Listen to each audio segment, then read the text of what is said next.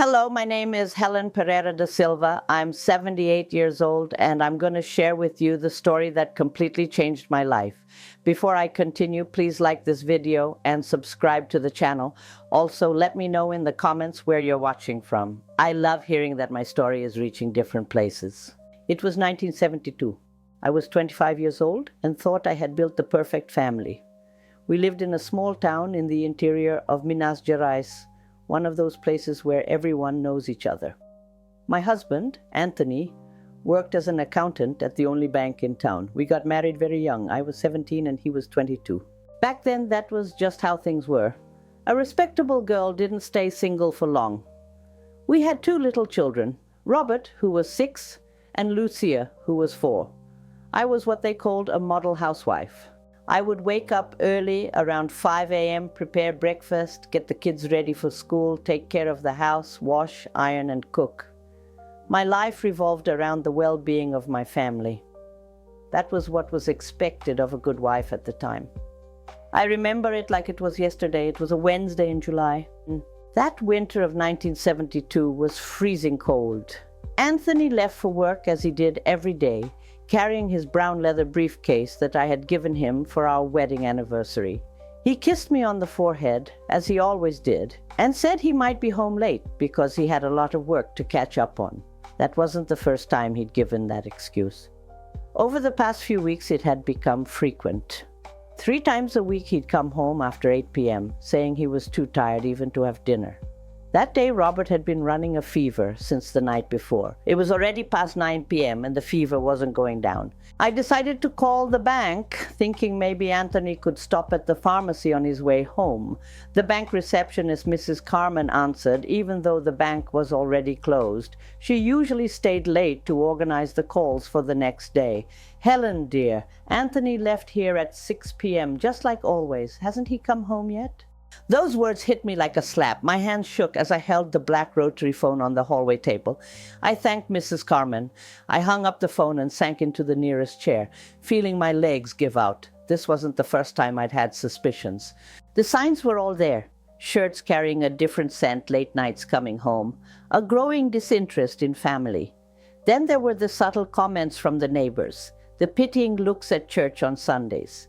In a small town, you're always the last to hear the rumors. Everyone else is already whispering behind your back. I put the boys to bed and waited in the living room. Anthony came in past midnight smiling, with that scent of a woman's perfume that wasn't mine. I confronted him with what I'd discovered. At first, he denied everything. Then he got angry, accusing me of not trusting him. But when I mentioned the call to the bank, he changed his tune. "It's just a friendship, Helen. You wouldn't understand. You're just a housewife. You don't know what the world is really like out there."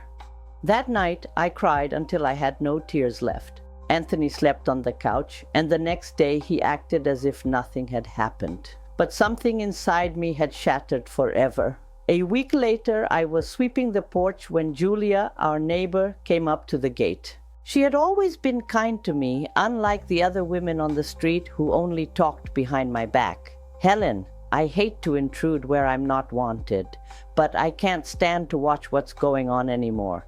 Everyone in town already knows that Anthony is involved with the new teacher at the central school.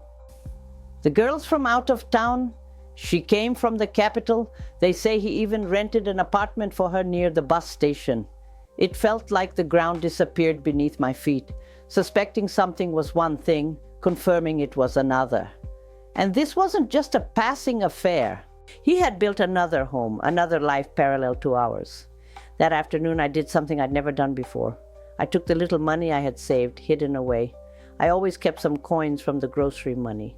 I left the kids with my mom and took the bus to the bus station. Finding the apartment wasn't hard. I just asked the owner of the corner store, and there he was entering the building with a young pretty woman dressed in modern clothes I'd only seen in magazines. She must have been about 22, with shoulder-length hair, wearing long pants, something Anthony never allowed me to wear, saying it wasn't proper for a woman.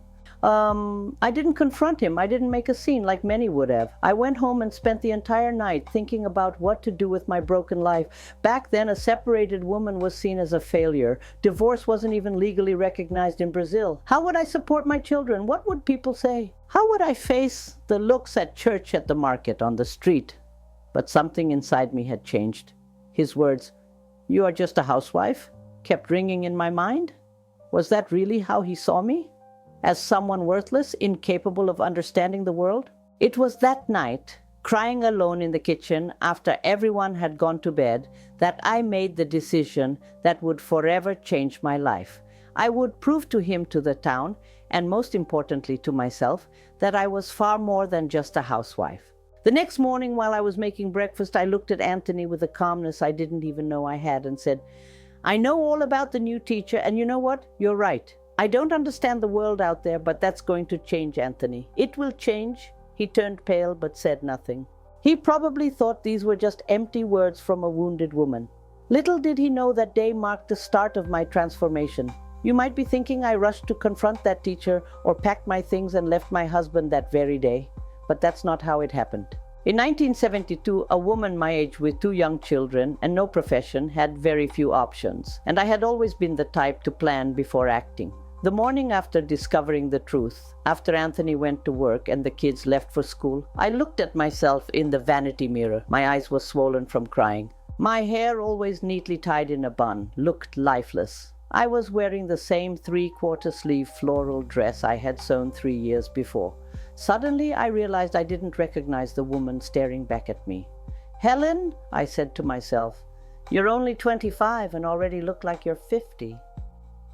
That's when I remembered Mrs. Matilda, a woman who gave private tutoring to elementary school children at her home. I had always admired her. She was a widow, lived alone, and was respected by everyone. Something unusual for an independent woman at that time. Once a month, she would go to the capital city to take courses and bring back new books. Her eyes would light up whenever she talked about education. I put on my only nice dress, the one I saved for Sunday Mass. I combed my hair and went to her house. My heart was pounding so fast it felt like it would leap out of my chest when I knocked on her door. "Helen, what a pleasant surprise," she said, inviting me in. "Is something wrong with Robert? Is he doing well in his lessons?" "No, Mrs. Matilda. I came to talk about myself. I want to study. I want to become a teacher." She looked at me with those wise eyes, offered me a coffee, and listened to my story. I didn't mention the betrayal. I only said that I needed to build an independent future. She didn't ask any questions, just nodded. "You know, Helen, it's never too late to study. You finished primary school, right?" "Yes, but it's been so long. 8 years. I'm not even sure if I remember anything." "I'll help you. You can start studying for your high school equivalency. If you're dedicated, in a year you'll be ready to take the entrance exam for teacher training." She explained that there was a teaching school nearby, about 40 kilometers from here. It was possible to commute by bus in one day. The course lasted 3 years. "But Mrs. Matilda, how will I explain this to Anthony and the kids and the money for bus fare?"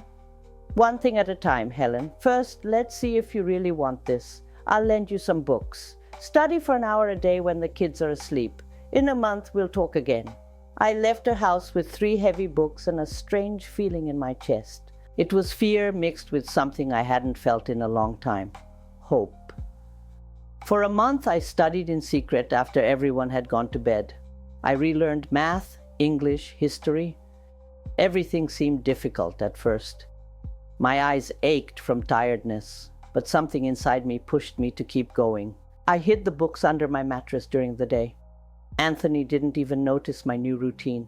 He kept coming home late, growing more distant. Sometimes he'd spend the whole weekend away, saying he was going fishing with friends. I pretended to believe him.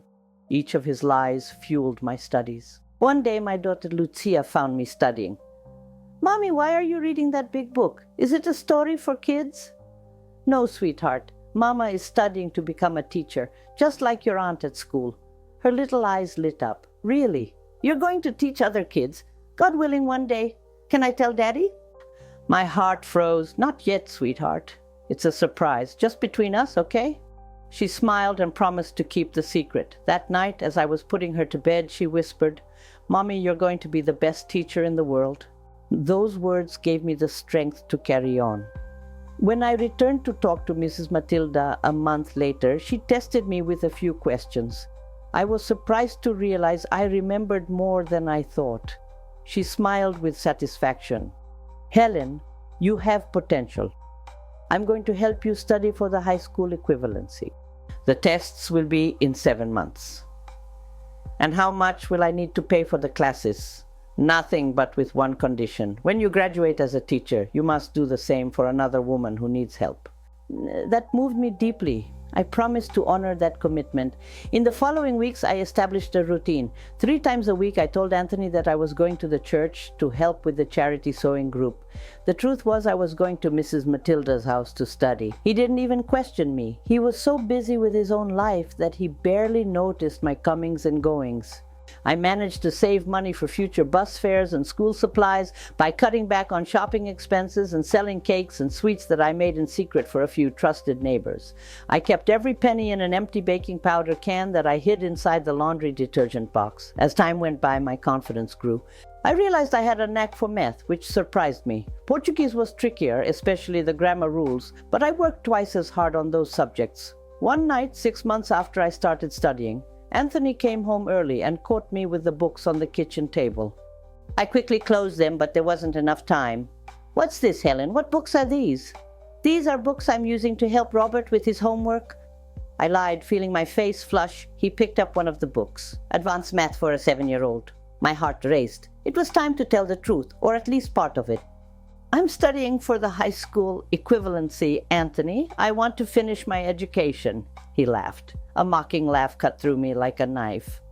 "What for? To be more cultured when serving coffee to guests?" I took a deep breath. I wanted to earn a diploma so I could work if I ever needed to. His expression changed. It was no longer mocking. It was anger. "Work? My wife doesn't need to work. That's Matilda's nonsense, isn't it? That old busybody who thinks she's an intellectual. It's nobody else's business. It's my decision." He slammed his hand on the table, making the books jump. "You are my wife. Your duty is to take care of the house and the kids." I saw a vein bulging on his forehead, a sign he was truly furious. In other times I would have backed down, apologized, promised to give up the idea, but something had changed in me during those months. "I'm going to keep studying, Anthony. I can be your wife and still earn a diploma." He took a deep breath as if trying to compose himself. Then his tone shifted to something he tried to make sound reasonable. "Helen, you don't understand how the world works. No one's going to hire a married woman with no experience. You'll waste your time and money for nothing." "If it's for nothing, then the time and money are mine to waste." I had never spoken to him like that before. We were both surprised. He stared at me for a long moment, then picked up the books and threw them in the trash. "This ends here. Tomorrow I'm going to talk to Matilda to make her stop putting these ideas in your head." He stormed out, slamming the door. After I was sure he had left, I retrieved the books from the trash, cleaned them off, and hid them more carefully. That same night, Mrs. Matilda received an angry visit from Anthony. The next day she told me, "He yelled, threatened, said he would report me to the priest, the mayor, and who knows who else." She laughed, as if I cared. "I'm 65 years old, Helen. I've seen men like your husband come and go. We'll keep your lessons going. We just have to be more discreet."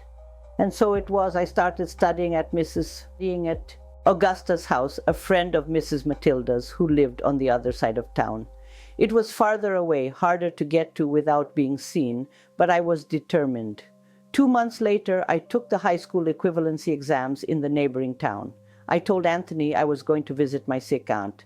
He, as always, barely paid attention. He might even have been glad to have the house free to bring his mistress over. The day I got my results was one of the happiest days of my life. I had passed with high marks in all subjects.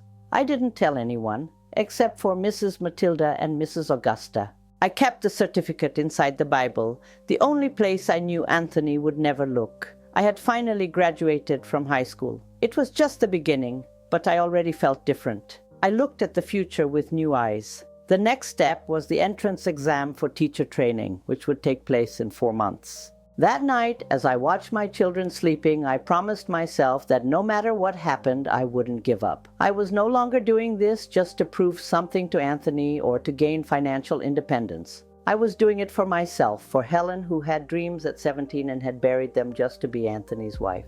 That Helen was waking up again, and nothing and no one could make her go back to sleep. Preparing for the entrance exam for teacher training felt like climbing a mountain while carrying 2 children on my back. Every page studied, every exercise completed was a small victory against the lack of time and fatigue. I would wake up at 4 a.m. to study before the house came to life.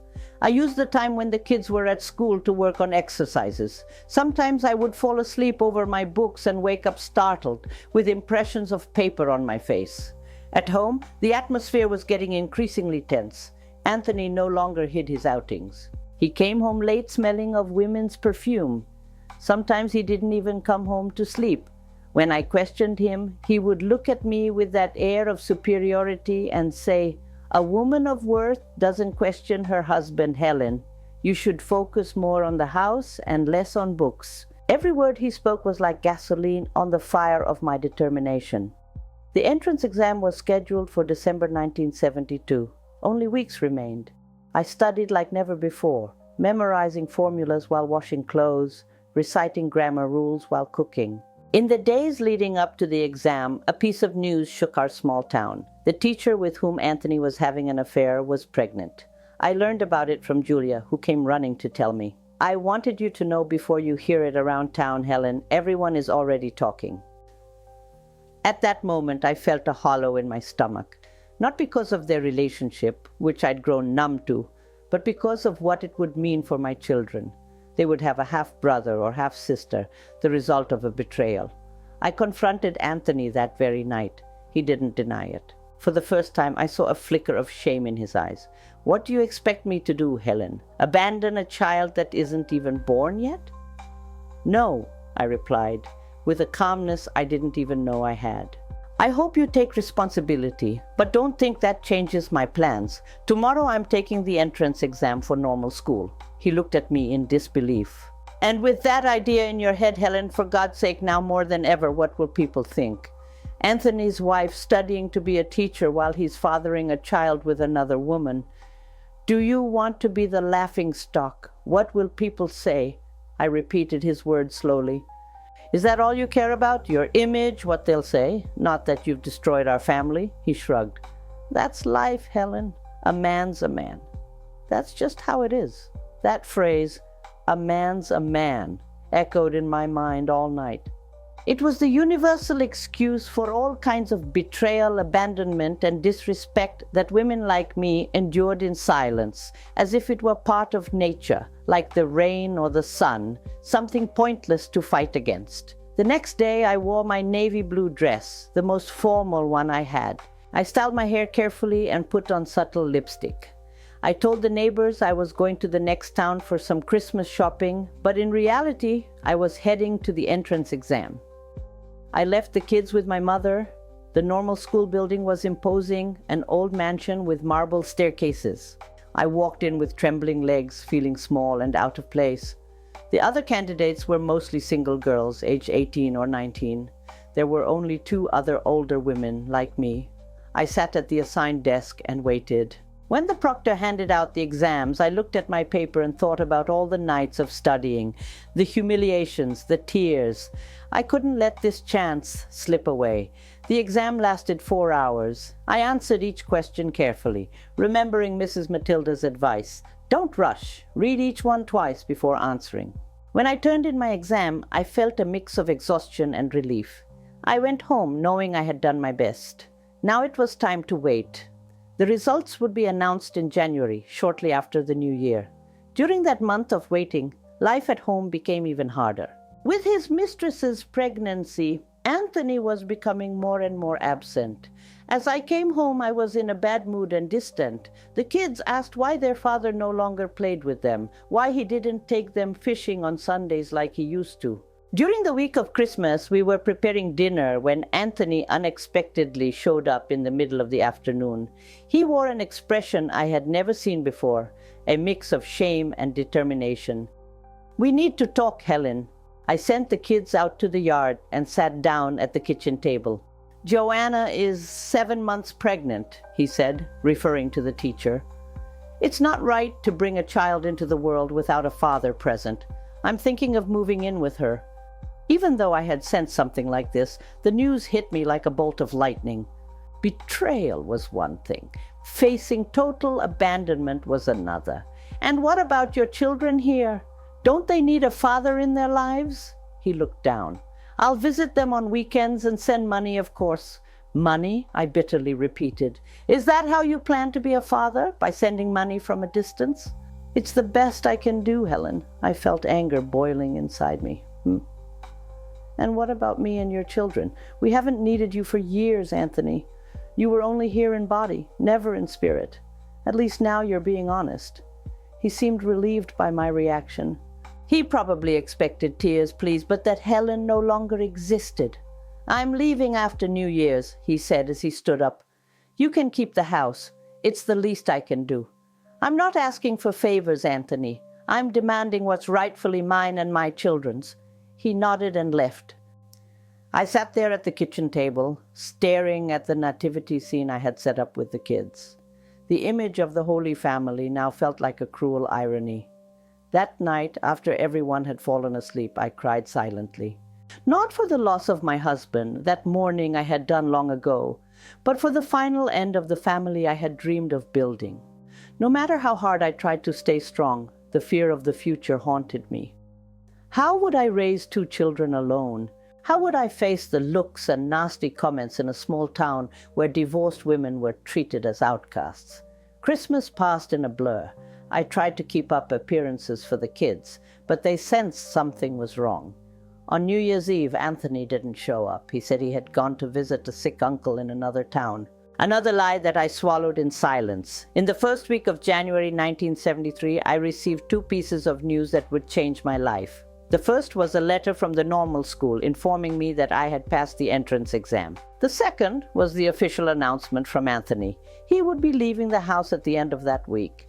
When I got the acceptance letter, I rushed to Mrs. Matilda's house. I showed her the paper, my hands trembling with emotion. "I knew it, Helen. I knew you could do it. And now, Mrs. Matilda, how am I going to study, take care of my children, and manage the house all by myself?" She held my hands in hers. "One day at a time, my daughter, one day at a time." That night, I told the kids that I had been accepted to become a teacher. I also said with a heavy heart that their dad would be living in another house for a while. "Why, Mom?" Lucia asked, her eyes filling with tears. "Because sometimes adults need space, sweetheart. But he's still your dad and will come to visit you." Robert, older and more aware, hugged me tightly. "Don't cry, Mom. I'll take care of you and Lucia." Those words from a 7-year-old boy broke my heart. I was the one who should be taking care of them, not the other way around. 2 days later, Anthony packed his bags and left without looking back. My hand shook as I locked the door behind him. For the first time in my adult life, I was truly alone. Classes at the normal school would start in March. I had 2 months to get my life together. The first thing I needed to do was find a job. With only a high school equivalency certificate, my options were limited. I got a job as a cashier at Mr. Juvenal's grocery store, working part-time while the kids were at school. The pay was minimum wage. It barely covered what Anthony sent for household expenses. But it was a start, my first step toward independence. The following weeks were a time of adjustment. I would wake up at 5, prepare lunch, get dinner ready, get the kids ready for schoolwork at the grocery store until noon, come home, do household chores, help the kids with their homework, and at night, when they were asleep, I would study. On weekends, I did laundry, deep cleaning, sewed to supplement my income, and in the little free time I had, I tried to give attention to my children who missed their dad. Anthony showed up sporadically, bringing expensive gifts, playing with the kids for a few hours, and then leaving a void I had to fill with extra hugs and bedtime stories. At the beginning of March, when school started, the routine became even more demanding. 3 times a week, I caught the 5 p.m. bus to the neighboring town, attended classes until 10 p.m., and returned on the last bus. On those days, I left the kids with my mother. I got home close to midnight, exhausted but feeling a sense of accomplishment I had never known before. In the regular school setting, most of the students were young enough to be my children. At first, they looked at me with curiosity or scorn. Some teachers also seemed to doubt my abilities, but they soon realized I wasn't there to fool around. I studied with a determination that was almost frightening. Top grades, flawless assignments, active participation in class. I didn't allow myself to fail. I couldn't fail. This was my only chance to build a different future for myself and my children. Gradually, I earned the respect of my teachers and classmates. Some younger girls started coming to me for help with their studies. One of them, Marta, became my friend. She was only 18, but had a rare maturity for her age. Helen, she once told me, "You're my inspiration. When I grow up, I want to be as strong as you." I smiled, unsure how to respond. I had never seen myself as strong, just as someone trying to survive the best way I could. The first year of the course was the hardest. There were days when I thought about giving up, days when I was so tired I fell asleep over my books, days when tears came unbidden as I heard my children asking when their father would come back home. But for every moment of weakness, there were moments of discovery and joy. The thrill of grasping a new concept, the pride of receiving praise from a teacher, the satisfaction of seeing my knowledge grow week by week. And so, amid tears and smiles, between nights of studying and days of working, I kept pushing forward. It was no longer just for revenge or out of necessity. It was for me, for the woman I was discovering myself to be every day, a woman who was slowly learning to carve her own path in the world. The second year of the course arrived faster than I expected. It was 1974, and slowly our routine began to take shape. Robert, now 8 years old, and Lucia, 6, seemed to have adjusted to this new reality. Their father appeared occasionally bringing expensive gifts, spending a few hours with them before leaving again. At first, it was heartbreaking to see them eagerly waiting by the window every Friday, often in vain. But over time, even that anticipation started to fade. My job at Mr. Juvenile's grocery store had evolved. I was now responsible for the accounting, which allowed me to earn a bit more. On Saturday mornings, I gave private lessons to children struggling in school, following in Mrs. Matilda's footsteps. Money was still tight, but we were managing. At the normal school, I was no longer seen as a curiosity. Younger classmates came to me for advice, both about their studies and life in general. The teachers treated me with respect. Some even encouraged me to continue my education after graduation. "You have potential for college, Helen," the didactics teacher said. College, a thought that once seemed like a distant dream for the poor girl I used to be. But now, after everything I'd achieved, it was beginning to feel possible. In May of that year, the unexpected happened. I was in class, presenting a project on literacy methods, when I saw a familiar face quietly enter and take a seat at the back of the room. My heart raced. My hands began to tremble. It was Anthony. What was he doing here? Why had he come to find me at school? 1,000 questions flooded my mind, but I kept my composure and finished my presentation. The teacher praised my work and my classmates applauded, but I could barely hear. My eyes kept flicking back to that figure in the back of the room. When class ended, he approached me. He looked older. Deep circles shadowed his eyes and his hair was thinning. He wore that gray suit I had helped him pick out years ago. "You were great up there," he said with a shy smile that didn't match the Anthony I knew. "I always knew you were smart." "What are you doing here, Anthony?" I asked directly as I packed up my books. "I need to talk to you. It's important." I agreed to meet him at the school cafeteria. We sat at a table away from the curious stares of my peers. "How are the kids?" he asked after an awkward silence. "They're doing well. Robert won the school writing contest. Lucia is learning to play the flute. Things you'd know if you showed up more." He lowered his gaze. "I know, Helen. I've been a terrible father. What do you want, Anthony?" "I don't think you came all this way just to talk about the kids." He took a deep breath. "Joanna left me." It took me a few moments to process the news. "And the baby?" "He was born 2 months ago, a boy, Michael. She took the baby and went back to her parents' place in São Paulo. She said she can't stand life in the countryside anymore, that she regrets leaving her career in the capital to follow me. I couldn't help but smile ironically. So she figured out who you really are. He looked hurt by my words but didn't respond. He just nodded as if in agreement. I was transferred from the bank, he went on. I'm moving to the branch in Ribeirão Preto. It's actually a promotion. And what does that have to do with me? I wanted to know if you and the kids would like to come with me. We can start over, Helen. In a big city, no one knows our past. I can rent a nice house. You could? Finish your studies there? I looked at him incredulous. After everything he'd done, destroying our family, abandoning the kids, humiliating me countless times, he expected me to just come back as if nothing happened. Are you serious, Anthony? Do you really think we can just start over? What happens when another young pretty teacher shows up in Ribeirão Preto? Are we supposed to start over all over again? I've changed, Helen. I've learned my lesson. No, Anthony, you haven't changed. You're just lonely and scared. And you know what's ironic? A year ago, I would have accepted your offer. I would have dropped everything and gone with you just to keep the family together, to give my kids a present father. But now I know I deserve more. He looked genuinely surprised by my response. In his mind, he probably thought I'd be eager to come back, to regain the security a husband provides. What happened to you, Helen? You're different. What happened is that I found out who I am, Anthony. I discovered that I can raise my children on my own, that I can study, work, and have my own dreams.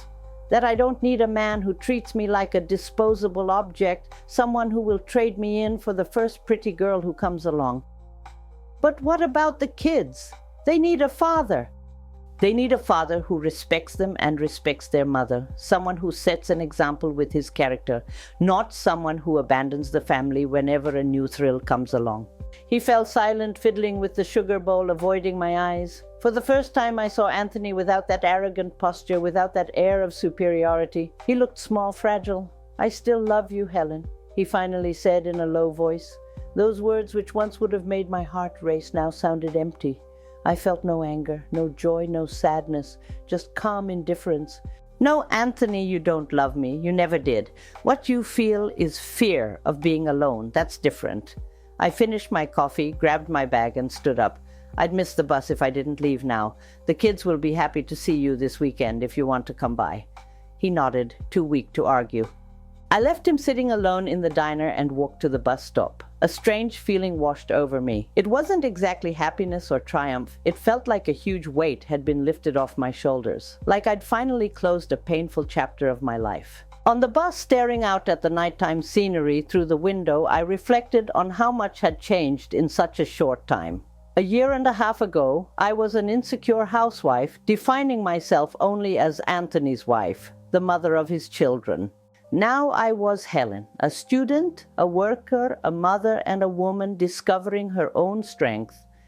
Anthony showed up at our house the following Saturday just as I had suggested. He brought gifts for the kids, spent the day with them, took them fishing in the river like he used to. That night after I put them to bed, Robert asked me, "Mom, is Dad going to move back in with us now?" "No, sweetheart. Your dad is moving to another city because of his job, and we won't be going with him." I hesitated for a moment. "No, dear. We're going to stay here. You'll keep going to the same school, and you'll be with the same friends. I'm going to finish my course to become a teacher, but Dad will visit whenever he can." He fell silent, taking in the information. Then to my surprise, he said, "I prefer it this way, Mom. When Dad lived here, you cried a lot. Now you smile more." That observation, coming from an 8-year-old, moved me deeply. My children noticed much more than I had imagined. Anthony moved to Ribeirão Preto the following week. He promised to visit once a month and to send money regularly for the children's expenses. At first he kept his promise. Then the visits became less frequent. Eventually, we found out through acquaintances that he had remarried to a girl from a good family, the daughter of a farmer in the area. Life went on. My days were filled with work, study, and taking care of the children. There was no time to feel lonely or sorry for myself. Every little achievement was celebrated. A good grade in school, a promotion at work, the first time I managed to save up to buy a new dress. At the end of 1974, when the school year was coming to a close, I received an offer that would change the course of my life once again. The principal of the school where my children studied called me in for a conversation.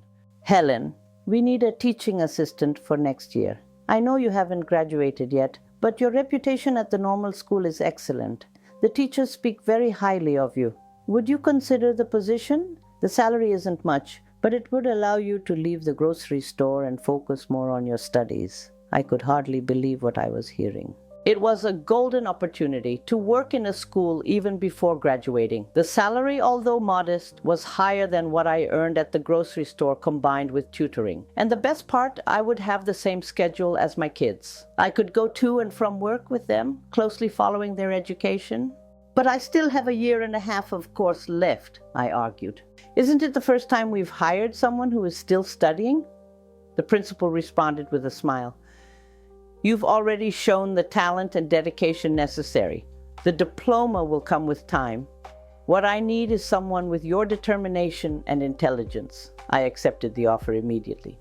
The feeling of finally stepping onto the path I had chosen for myself was indescribable. When I shared the news with Mrs. Matilda, she embraced me with tears in her eyes. "See, Helen, I told you that you could do it. This is just the beginning." That night, sitting on the porch of my house and gazing at the stars in the clear countryside sky, I allowed myself to dream about the future. A future that, for the first time, seemed bright and full of possibilities. A future I was building with my own hands, with my own strength. The shy girl who once dreamed of a handsome prince had transformed into a woman who realized she could be the heroine of her own story. And this realization, this power that no one could ever take away from me, was worth more than any fairy tale. January 1975 arrived with the intense heat typical of a Brazilian summer. I started my job as a teaching assistant at Monteiro Lobato Municipal School, the very same where my children studied. My role was to support the lead teacher of the second grade, helping students who were struggling, correcting assignments, and occasionally stepping in for her when needed. On the first day, I entered the classroom trembling. 20 pairs of curious eyes were fixed on me. Some belonged to children of people who had known me forever, like Anthony's wife, who had been abandoned. Would they respect me? Would they see me as a teacher or just a separated woman trying to get by? Teacher Margaret, a lady in her 50s who had been teaching for over 20 years, introduced me to the class. "This is Teacher Helen. She will be helping us this year, and I'm sure you will love her as much as I do." That simple act of calling me a teacher, even before I had my degree, made my heart race with emotion. It was the first time someone introduced me for who I was becoming, not for what I had left behind. The first few weeks were a whirlwind of learning. I closely observed how Margaret managed the class, how she handled the differences among the students, how she turned complex concepts into engaging games. At night, at home, besides studying for my own course, I prepared materials to help struggling students. Robert and Lucia seemed proud to see me at school. "My mom is a teacher," Lucia told her little friends, puffing out her chest. That childlike pride meant more to me than any professional recognition. At the end of March, something happened that would challenge me like never before. Teacher Margaret suddenly became ill with severe pneumonia, which meant she would be away for at least a month. The principal called me into her office, her face full of concern. "Helen, I know you haven't graduated yet, but I need you to take over the class completely while Margaret recovers. I believe in your potential. Do you accept the challenge?" My first instinct was to say no. I didn't feel ready for such responsibility. What if I failed? What if the parents complained? What if the kids didn't respect me the way they did Margaret? But then I remembered all the times I'd been told I wasn't capable. When I decided to study, when I stood up to Anthony, when I started at the regular school. If I had let fear hold me back, I wouldn't be where I was at that moment. I accept, principal. I'll do my best. The first few days were the hardest. Some kids tested my authority. 2 boys, the sons of local farmers, were especially challenging. One of them, João Pedro, even blurted out, "My dad says you aren't a real teacher." I took a deep breath, swallowed the insult, and calmly replied, Your dad is right, Juan Pedro. I don't have my diploma yet. I'm working on it.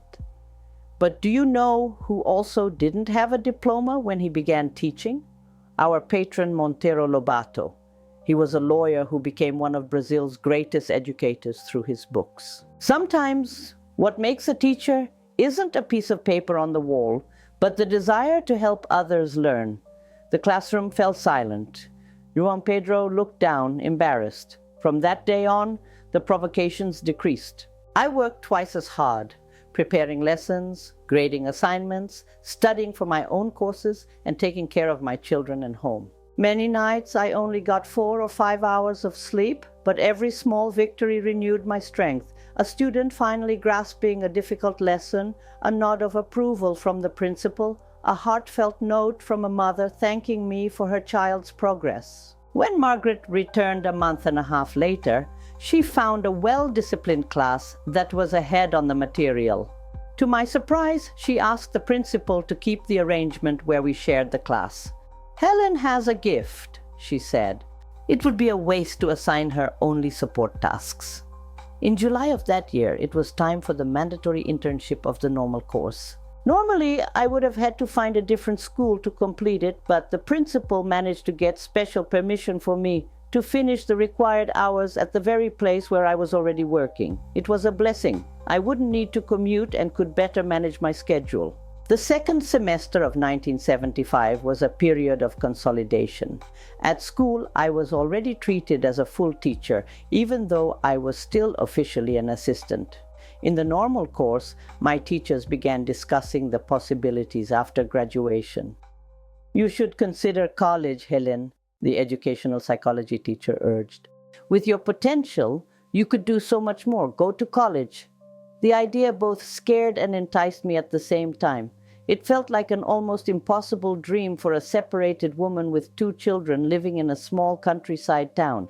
But if I had come this far, overcoming every obstacle, why not keep dreaming? In October, an announcement arrived that once again changed the course of my story. The municipal school, Miranda Azevedo, the largest in the neighboring city, was opening a competition for full-time teachers. It was a prestigious institution, offering better salaries and working conditions. The application only required the completion certificate of the second year of the normal course, which I already had. I hesitated to apply. It would mean commuting every day and reorganizing our entire routine. And there was fear. What if I didn't get accepted? Was I ready to compete against more experienced teachers, many of whom had graduated years before? It was my daughter Lucia, then 7 years old, who gave me the encouragement I needed. She found me deep in thought, looking at the application form while sitting at the kitchen table. "Go for it, Mom," she said simply. "You always say we should try, even if we're scared." That childhood wisdom touched me deeply. I really did say that to my children. How could I teach them to be brave if I backed down from challenges myself? So I applied for the competition. I studied harder than ever in the following weeks, making the most of every free minute. The exams would take place in November. A written test on specific knowledge, a didactics exam, and a practical class before a panel of examiners. On the day of the first test, I woke up before dawn. I took the first bus to the neighboring city, my stomach tied in knots with nervousness. The place was packed with candidates, most of them younger than me, freshly graduated and full of energy and confidence. I sat at my assigned desk, took a deep breath, and focused on the questions. To my surprise, the exam seemed easier than I had expected. The years of intense studying, the nights spent poring over textbooks, the practical classes, all had prepared me better than I imagined. I left feeling like I had done well. The didactics exam a week later followed the same pattern. The questions on teaching methods, child psychology, and lesson planning topics I dealt with daily felt natural. Daily practice combined with theoretical study was paying off. The practical lesson, the final stage, would be the biggest challenge. I received the topic a week in advance, teaching fractions to 4th graders. I spent days preparing materials, rehearsing at home with my kids, and refining every explanation. On the big day, I entered the room where 4 evaluators were waiting. I set up my teaching aids, colorful poster boards, wooden blocks I had painted, a box of candies to illustrate division, and then began. The 15 minutes flew by in a flash. When I finished, I was sweating, but I was sure I'd given it my all. The results wouldn't be announced until January of the following year. I returned to my routine, trying not to dwell on it. The end of the school year was approaching, and there was a lot to do. At school, we organized a small Christmas party. The children performed plays, sang carols, and parents came proudly to watch. Among them, much to my surprise, was Anthony. It had been months since I'd last seen him. He looked thinner, with his hair thinning even more, but dressed well, as always. After the performance, he approached me. "The kids were great," he said with an awkward smile. "Robert has a real talent for acting." "Yes, he practiced a lot," I replied politely. I no longer felt anger or hurt, just a strange indifference. It was as if Anthony were a character from a story I had read long ago. "I heard you took the exam for Miranda Azevedo," he said as we walked out of the auditorium. "Good luck. I hope you can." "Thank you," I replied, genuinely surprised by the comment. He hesitated as if he wanted to say more, but simply said goodbye and left. Later, Lucia told me that he had asked if she and her brother would like to spend the January holidays with him in Ribeirão Preto. "I said I'd only go if Robert went too," she explained. Robert, always protective, declined the invitation. "I don't want to leave Mom alone," he said. My heart ached at that. Sometimes I wondered if I was placing too much responsibility on my children for their age. "You can go, my loves," I told them that night. "Mom will be fine. You deserve to enjoy the holidays."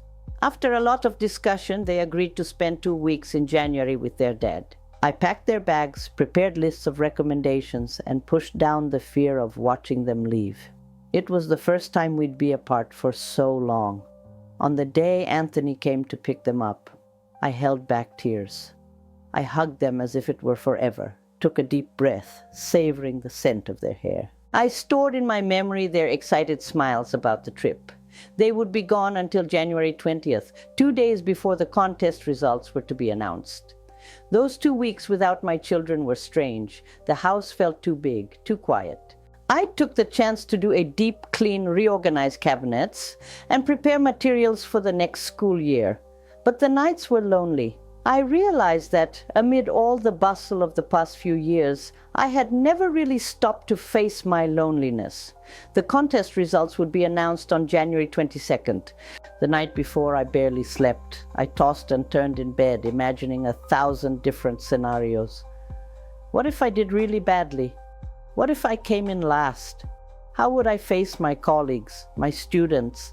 The next morning, Robert and Lucia returned from their trip, full of stories about their time with their dad. I tried to focus on them, but my mind was on the results. By noon, I couldn't take it anymore. I asked the neighbor to watch the kids and took the bus to the neighboring town. The notice with the results was posted on the town hall's bulletin board. A small crowd was gathered in front of it. I stood at the back, afraid to look. A girl next to me said to her friend, "I came in 10th place. Did you see who came in first? A certain Helen Pereira da Silva. I've never heard of her." My heart stopped. First place. I made my way through the crowd, and there it was. My name at the top of the list. First place out of 80 candidates. I had to read it 3 times to believe it. I floated home. I could hardly wait to tell my kids. Mrs. Matilda, the director of the school where I worked, was eager to hear about my achievement. That accomplishment wasn't just mine. It belonged to everyone who believed in me, even when I didn't believe in myself. As I got off the bus, I saw Robert and Lucia waiting at the stop with our neighbor. Their anxious faces lit up when I smiled and gave a thumbs up. They ran toward me and hugged me tightly, all 3 jumping together on the sidewalk like kids. In that moment, looking at my smiling children, the quiet street where we lived, and the blue countryside sky witnessing my journey, I knew I had arrived at my destination. It wasn't the end of the story, far from it. It was simply the confirmation that the path I had chosen was right, that all the tears, sleepless nights, and moments of doubt and fear had been worth it. The shy 17-year-old girl who thought she needed a man to have value had transformed into a strong, independent woman capable of forging her own path. A woman her children could admire, a woman who might inspire others to find their own strength. And that, my dear friends, is priceless. Well, if you enjoyed my story, don't forget to like the video, comment, and subscribe to the channel for more stories like this. Until next time. M.